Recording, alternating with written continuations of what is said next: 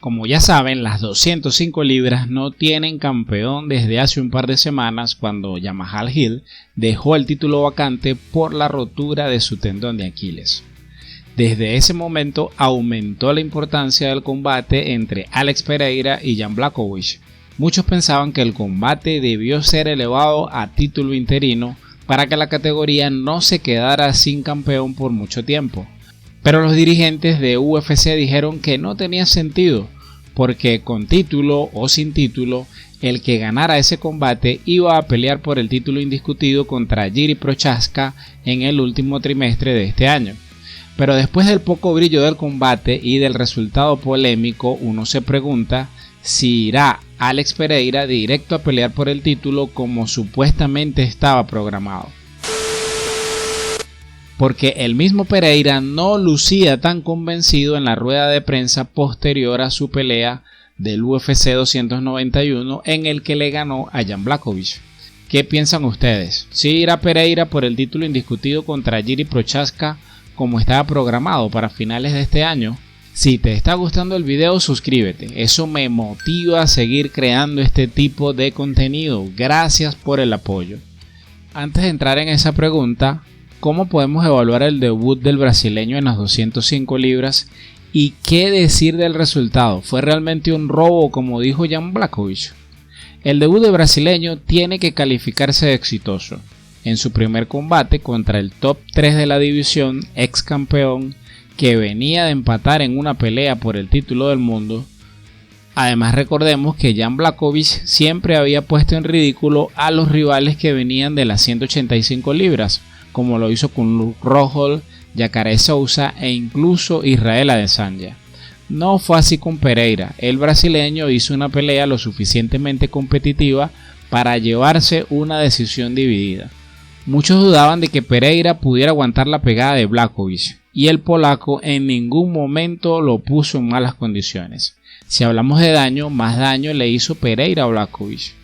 Muchos dudaban de que el brasileño pudiera con la lucha y el grappling del polaco.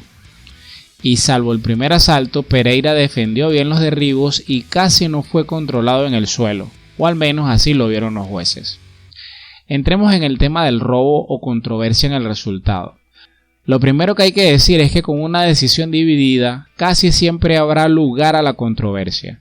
Las tarjetas fueron 2 29-28 a favor de Poatan, con una de 29-28 a favor del polaco. En mi opinión, la pelea fue muy cerrada y si la victoria se la hubieran dado a Blachowicz, hubiera habido igual o más polémica, porque el polaco no hizo suficiente daño y cuando hay control en el suelo sin daño, al público no le gusta. En verdad creo que la pelea fue cerrada, pero si se la hubieran dado a Blachowicz, la afición se le hubiera ido encima. Cuando estaba viendo el combate en vivo, el comentarista era el Tonga Reino. Y el Tonga tenía el primer asalto claro para Blachowicz, el segundo y el tercero para Pereira no tan abiertos como el primero lo había sido para Blachowicz. Y la duda que tenía el Tonga es que tal vez algún juez podría haberle dado 10-8 para Blachowicz en ese primer asalto y que el resultado pudiera haber quedado empatado. Lo que seguramente también hubiera sido una polémica. O sea que no se puede hablar de robo y la polémica iba a existir en cualquier caso. Es interesante que Blachowicz hable de robo, porque en el combate contra Magomed Ankalaev los jueces lo vieron empate y el polaco la vio a favor del ruso. Pero quiero saber qué opinan ustedes, dejen sus comentarios. Pasando a la última pregunta y a la central de este video, ¿irá Pereira por el título indiscutido contra Jiri Prochazka en el último trimestre del año? Después de la pelea, el mismo Pereira no lució tan convencido de que su próximo combate fuera por el título. Por supuesto que lo pidió y dijo que ya se había conversado sobre ese tema antes del UFC 291.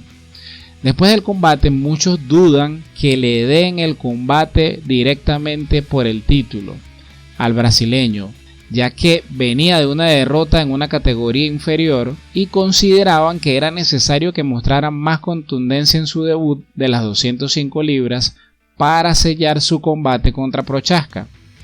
Pero seamos honestos, no hay mucho de dónde escoger.